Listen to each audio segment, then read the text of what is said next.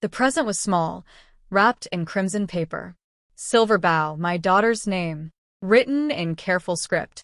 She ripped it open with the thrill every child shows. That morning, I held the camera grinning, recording. Then I noticed what lay inside. Rubbish, trash, balled-up tissues, a dented soda can, decayed scraps, and a message no child should have received.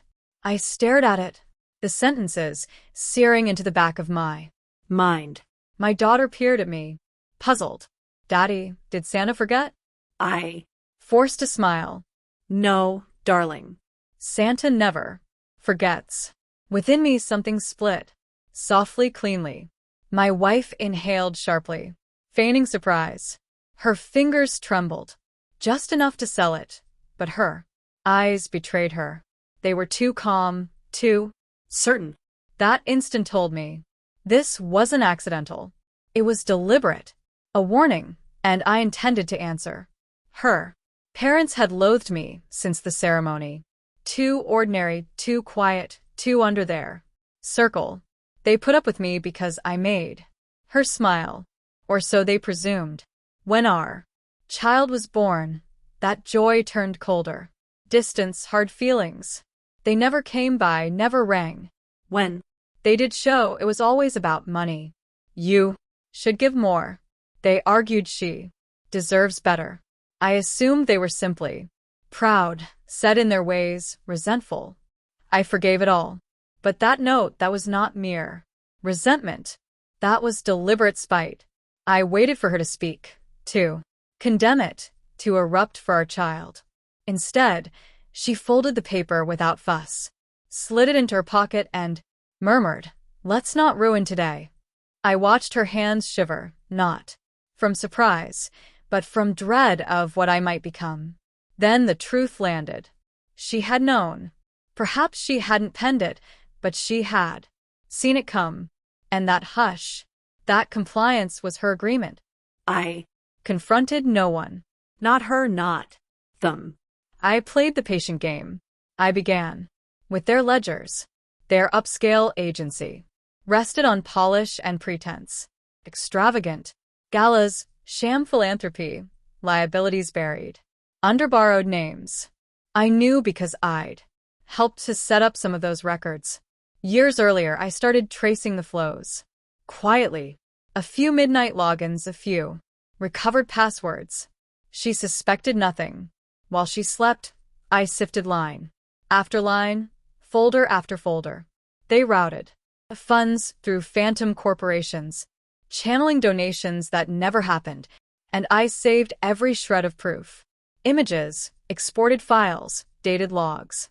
By New Year's Eve, I had their network constrained. I didn't need force. I needed precision. So I waited, smiled, played. Her parents kept up appearances, sending polite messages, pretending nothing had happened. I sent them a thank you card in return, handwritten. Your gift was unforgettable. They answered with a laughing emoji. January 15th, her father's birthday. The gala, perfect stage. Politicians, clients, reporters, all cloaked in charm and deceit. I arrived alone. My wife stayed home, claiming a migraine. I didn't object. When I entered, he greeted me warmly. Good to see you, son. I nodded. I brought a present. A small USB, wrapped in gold. He chuckled. Still mysterious, I see. He plugged it into the laptop. Projected on the grand screen. Not photos, not a tribute, but spreadsheets, bank logs, false charities, forged documents. The hall went silent, air thick as smoke.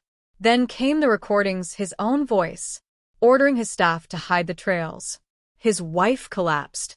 He froze. I stood still, calm, as his empire burned in the eyes of everyone. Shouts, flashing cameras, panic. His name dissolved into disgrace. I left before the siren screamed. Next morning, she faced me, eyes swollen, voice trembling. What did you do? I poured coffee. Sent them a gift.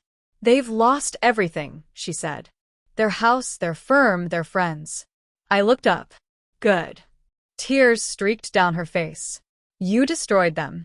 No, I said. They destroyed themselves. I just tied the ribbon. She looked at me as if meeting a stranger.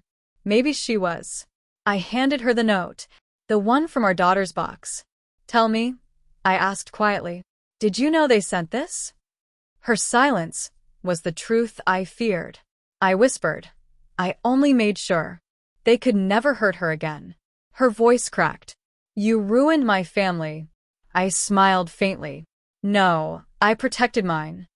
Now they live in a rented flat. He drinks. She cries. Their names erased from every guest list. My wife left a year later. Said she couldn't love what I'd become. She was mistaken. I hadn't changed. I just stopped pretending to be smaller than I truly was. My daughter's 8 now. Bold, bright. When she asks why her grandparents never visit, I tell her the truth. They sent the wrong gift, I say. She laughs, not yet understanding. One day she will. And she'll know I taught her. Never to kneel to cruelty. Only to bury it. Quietly, completely. Thanks for watching. Don't forget to like, share, and comment.